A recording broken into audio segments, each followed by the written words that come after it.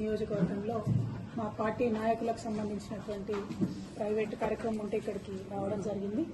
మరి గౌరవనీయులు మాజీ శాసనసభ్యులు మా పార్టీ సీనియర్ మోస్ట్ నాయకులు బాజిరెడ్డి గోవర్ధన్ అన్న గారు, మేము స్థానిక నాయకులందరం కూడా మరి వాళ్ళ నిజామాబాద్లో కాంగ్రెస్ పరిపాలనలో ఏం జరుగుతున్నదనే విషయాన్ని చర్చ చేస్తూ ఉన్నాం. చాలా బాధాకరంగా ఉన్నది. ఒకప్పుడు నీటితోని నిండు కుండలాగా మంచి గాదల నిండా వడ్లుండి 10 ఏళ్లు సిరులను వెదజల్లినటువంటి నిజామాబాద్ జిల్లాలో ఇవాళ రైతులు మళ్ళా యూరియా కోసం లైన్లు కట్టే పరిస్థితి, మళ్ళా కరెంట్ ఎప్పుడు ఉంటుందా ఎప్పుడు పోతుందా అని ఆలోచన చేసే పరిస్థితి, ప్యాకేజ్ 22 కాళేశ్వరం కంప్లీట్ కానటువంటి పరిస్థితి, ఏ చెరువుకు కూడా ఎక్కడ కూడా ఏ ఒక్క ఆఫీసర్ కానీ నాయకుడు కానీ వచ్చి పట్టించుకోని పరిస్థితి, మొన్నటి బతుకమ్మ అయితే కనీసం చెర్లకాడ చెత్త తీసి లైట్ పెట్టలేనటువంటి పరిస్థితి, ఏ ఒక్క చిన్న పని కూడా ఏదైతే అవ్వకు తాతకు పెన్షన్ ఇస్తామని చెప్పిండ్రో ఎవరికి కూడా పెన్షన్ డబుల్ చేయని పరిస్థితి. ఇప్పటికీ గవే కేసీఆర్ ఇచ్చిన పైసలు వస్తున్నాయి తప్పితే కొత్తగా కాంగ్రెస్ వాళ్ళు వచ్చి ఇస్తున్నటువంటి డబ్బులు ఏమీ లేవు.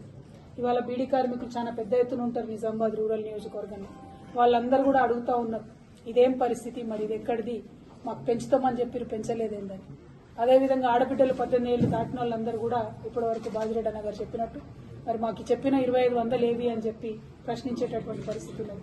అందరికీ స్కూటీలు ఇస్తా అని చెప్పి 18 ఏళ్లు నిండినటువంటి ఆడపిల్లలకు అసలు దాన్ని ఊసే లేనటువంటి పరిస్థితి.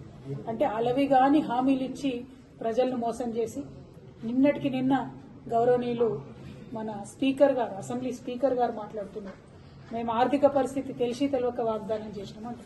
మరొక బాధ్యత కలిగినటువంటి పార్టీ, 130 ఏళ్ల చరిత్ర ఉన్నట్టు చెప్పేటటువంటి పార్టీ, వాళ్ళ అధ్యక్షుడేమో పాపం తెల్లారు లేస్తే మరి రాజ్యాంగం అని ఒక ఎర్ర బుక్కు పట్టుకొని తిరుగుతూ ఉంటాడు. మరి అటువంటి పార్టీ వారెట్లా మోసం చేస్తారు ప్రజల్ని?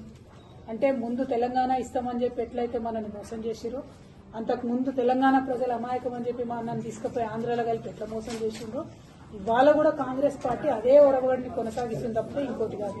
అంటే కాంగ్రెస్ చరిత్ర మొత్తం కూడా మోసాల చరిత్ర అని చెప్పి, దగా చరిత్ర అని చెప్పి మళ్ళొకసారి రుజువు చేస్తూ ఉన్నారు. నిన్న మొన్న మనం చూసినాం, 4 రోజులు గ్రామ సభలను పెడితే ప్రజలు నిలదీసి అధికారులను వెలగొడితే మరి భయంకరమైనటువంటి మళ్ళా తెలంగాణ ఉద్యమకాలం నాటి పరిస్థితులు అన్ని పల్లెలలో కూడా మనం చూసినాం.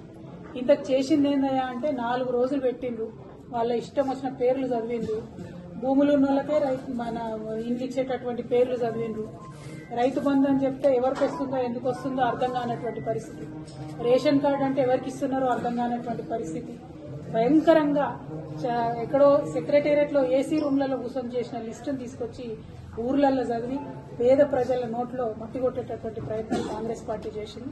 ఎక్కడికక్కడ బీఆర్ఎస్ నాయకులు ప్రజలు చైతన్యవంతులై ఆఫీసర్లను ఎదిరిస్తే మళ్ళా వెంటనే మాట మార్చి ఈ లిస్టు ఫైనల్ కాదు, మళ్ళీ ఇంకో లిస్ట్ వస్తుంది, కొత్త లిస్ట్ వస్తుంది అని చెప్పి మభ్యపెట్టేటటువంటి ప్రయత్నం చేస్తున్నారు. కానీ అల్టిమేట్ గా మనకు అర్థమవుతున్నది ఏంటి అని అంటే కాంగ్రెస్ పార్టీ వాళ్ళు కేవలం వాళ్ళ కార్యకర్తలకు మాత్రమే ఇందిరమ్మ ఇండ్లైనా, రైతు భరోసా అయినా, రేషన్ కార్డు అయినా, ఇంకోటైనా ఇచ్చేటటువంటి ఆలోచనలో ఉన్నారు. ఈ వాస్తవాన్ని తెలంగాణ ప్రజలు ఎంత తొందరగా గమనిస్తే అంత మంచిది. మనం డిమాండ్ చేస్తూనే ఉండాలి, కొట్లాడుతూనే ఉండాలి. కాకపోతే వాళ్ళ ఎమ్మెల్యేలు ప్రతి జిల్లాలో చెప్తున్నారు, మేం చెప్పిన వాళ్ళకే వస్తుంది, అధికారులది ఇక్కడేం నడవదు అని చెప్పి చెప్తా ఉన్నారు. అదే కేసీఆర్ గారు మీరెవ్వరు కూడా ఇన్వాల్వ్ కాకండి, మా ఎమ్మెల్యేలని కానీ మంత్రుల్ని కానీ ఎవరిని కూడా ఇన్వాల్వ్ కానియకుండా కలెక్టర్ గారిని పెట్టి పారదర్శకంగా చిట్టీల సిస్టంలో తీసి నిజంగా పేదవాళ్లకు అన్ని పథకాలు ఇచ్చేటటువంటి ప్రయత్నం చేసినాం. మేము అనేక సార్లు కేసీఆర్ గారిని అడిగినా కూడా లేదు, మా రైతన్నలకు డైరెక్ట్ గా డబ్బులు పడాలి, మా బీడీ కార్మికులకు డైరెక్ట్ గా డబ్బులు పోవాలి, అవసరమైన వాళ్ళని మనం ఆదుకోవాలి అని చెప్పి కోట్లాది రూపాయల సీఎం రిలీఫ్ ఇచ్చినటువంటి పరిస్థితి. ఇవాళ ఒక్క ఊరికి సీఎం రిలీఫ్ వచ్చిన పరిస్థితి లేదు, ఇవాళ ఒక్క ఊర్లో రేషన్ కార్డు వచ్చిన పరిస్థితి లేదు. ఇటువంటి పరిస్థితులు ఉంటే క్రితం ప్రభుత్వంలో కేసీఆర్ గారు ఇచ్చినటువంటి నిధులు తప్పితే కొత్తగా ఈ ప్రభుత్వం చేస్తున్నది ఏం లేదు. మేమిచ్చినటువంటి ఆత్మగౌరవ భవనాలను పోయి ఓపెనింగ్ చేసుకోవడం, మేమిచ్చిన ఉద్యోగ నోటిఫికేషన్లకు పోయి సర్టిఫికెట్ ఇచ్చుకోవడం, మేమిచ్చినటువంటి అన్ని పనులను కొనసాగించే ప్రయత్నం ఏవైతే కంప్లీట్ అయిపోయినాయో నేను చేసిన అని గొప్పలు చెప్పుకున్నాడు తప్పితే చేసిన మంచి పనులను కొనసాగించి పెంచి ఇచ్చింది మాత్రం ఎక్కడా లేదు. ప్రజలకు ఇచ్చిన వాగ్దానాన్ని పూర్తి చేసింది ఎక్కడా లేదు. అది వడ్లకు బోనస్ విషయంలో అయితేంది, ఇప్పుడు మన ఎర్రజొన్న కోతకొచ్చి దాని పరిస్థితి అయితే ఏంది, కనీసం కొనుగోలు కేంద్రాలు పెద్ద ఎత్తున పెట్టేది ఏదైతే ఎందులో కూడా ఈ ప్రభుత్వం విఫలమైతా ఉన్నది. దీన్ని ప్రజలందరూ కూడా గమనిస్తూ ఉన్నారని చెప్పి నేను కోరుతా ఉన్నాను. అట్లానే పసుపు పంట ఇప్పుడు మాకు వచ్చింది నిజామాబాద్లో, మరి దాని రేటు గురించి ఇక్కడ బాగా బీజేపీ ఎంపీ గారు కూడా చాలా మాట్లాడుతూ ఉంటాడు ఆయన. మరి పసుపు రేటు పెంచే విధంగా, పసుపుకు మద్దతు ధర ప్రకటించే విధంగా భారతీయ జనతా పార్టీ తక్షణమే చర్యలు తీసుకోవాలని, దానికి ఎంపీ అరవింద్ గారు కృషి చేయాలని కూడా ఈ సందర్భంగానే డిమాండ్ చేస్తున్నాను. Thank you. జై తెలంగాణ.